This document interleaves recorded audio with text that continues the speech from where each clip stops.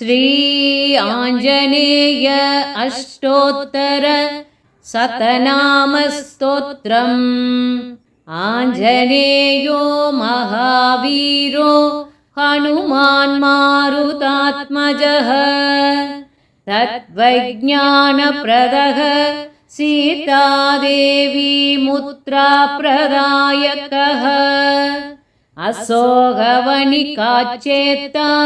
सर्वमायाविभञ्जनः सर्वबन्धविमोक्ता च रक्षो विध्वंसकारकः परविद्यापरिहारः परशौर्यविनाशनः परमन्त्रनिराकर्ता परयन्त्रप्रभेदकः सर्वग्रहविनाशी च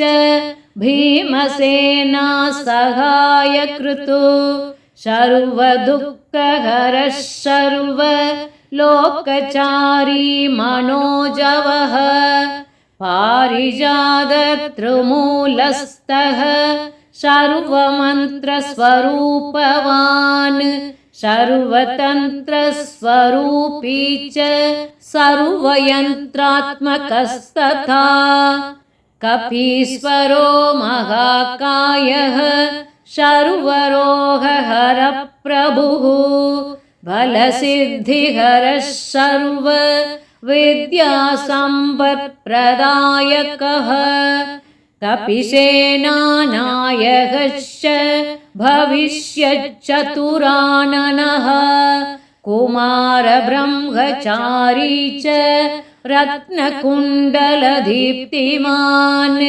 चञ्चलद्वालसन्नद्धो तलम्बमानसिकोज्ज्वलः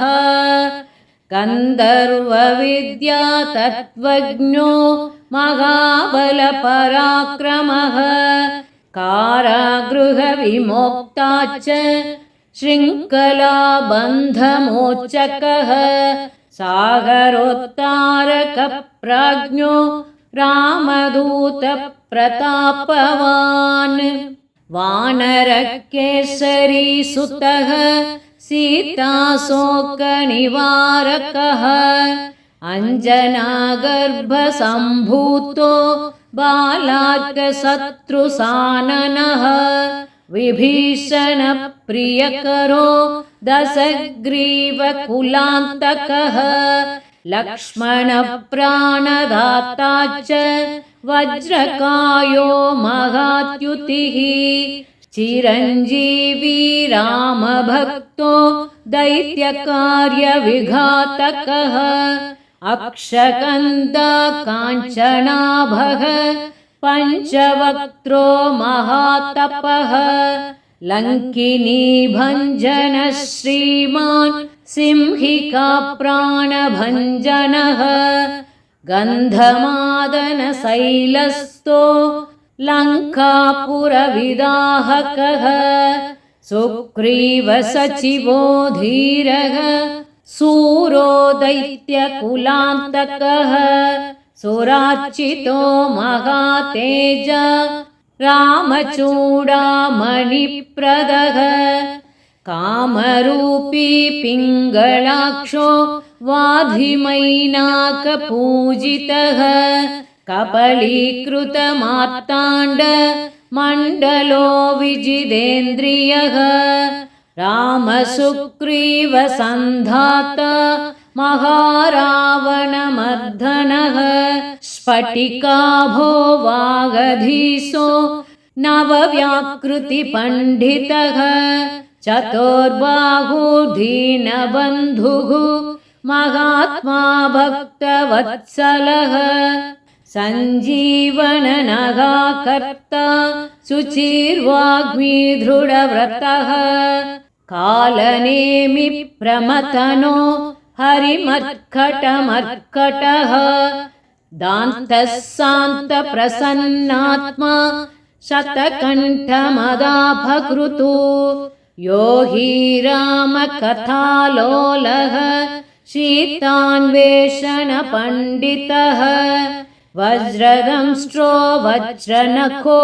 रुद्रवीर्यसमुद्भवः इन्द्रजित्प्रहितामोघ ब्रह्मास्त्रविनिवारकः पार्थध्वजाग्रसंवासी सरपञ्चरभेदकः दशबाहुर्लोकपूज्यो जाम्बवत्प्रीतिवर्धनः सीतासमेत श्रीराम पादसेवाधुरन्धरः इत्येवं श्रीहनुमतो नाम्नामष्टोत्तरं शतम् यः पठेत् शृणुयान्नित्यं सर्वान् कामानवाप्नुयात् इति श्री आञ्जनेय अष्टोत्तरशतनामस्तोत्रम् सम्पूर्णम्।